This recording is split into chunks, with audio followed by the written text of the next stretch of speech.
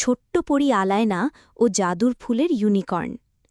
এক দেশে ছিল ছোট্ট পরী, তার নাম আলায়না। সে থাকত ঘন সবুজ জঙ্গলের পাশে ছোট্ট একটা শাপলা ফুলের ঘরে। আলায়নার সবচেয়ে প্রিয় ছিল রংধনু দেখা আর ফুলেদের সঙ্গে কথা বলা। একদিন সকালে হঠাৎ সে দেখতে পেল জঙ্গলের ভেতর একটা সোনালি আলো ঝলমল করছে।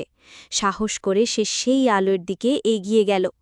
একটু পর সে দেখল এক ঐশ্বর্যময় ইউনিকর্ন নীল রূপালি ডানা মেলে দাঁড়িয়ে আছে। ইউনিকর্নের কপালে জ্বলজ্বল করছে একটা ছোট্ট রত্ন, আর তার গলায় ঝুলছে জাদুকরি ফুলের মালা। আলায়না অবাক হয়ে সব দেখছিল।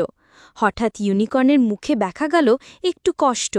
ইউনিকর্ন বলল, আমার জাদুর শক্তি কমে গেছে, কারণ আমার প্রিয় জাদুর ফুলগুলো হারিয়ে গেছে। যদি তুমি আমাকে সাহায্য করো, আমি তোমাকে রংধনু দেশে ভ্রমণ করাতে পারব। আলায়না খুশি মনে রাজি হয়ে গেল। সে তার ছোট জাদুর ছড়ি হাতে নিয়ে ইউনিকর্নের সঙ্গে খুঁজতে লাগল ফুলগুলো।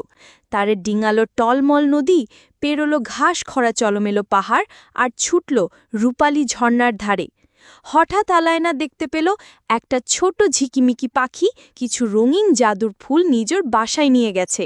আলায়না বলল, হে পাখি, দয়া করে কিছু ফুল ফেরত দাও, তাহলে ইউনিকর্ন আবার উঠতে পারবে। পাখিটি খুশি মনে কয়েকটি জাদুর ফুল এনে দিল। আলায়না ইউনিকর্নের গলায় সেই ফুল পরিয়ে দিলে সাথে সাথে ইউনিকর্নের কপালের রত্ন ঝকঝক করতে লাগল। ছড়িয়ে পড়ল রংধনু আলো। ইউনিকর্ন খুশি হয়ে বলল, এসো, এবার আমাদের জাদুর রাজ্যে চলো। আলায়না ইউনিকর্নের পিঠে চড়ে উঠতে লাগল রংধনুর পথে, আরও নতুন গল্প ও জাদুর খোঁজে।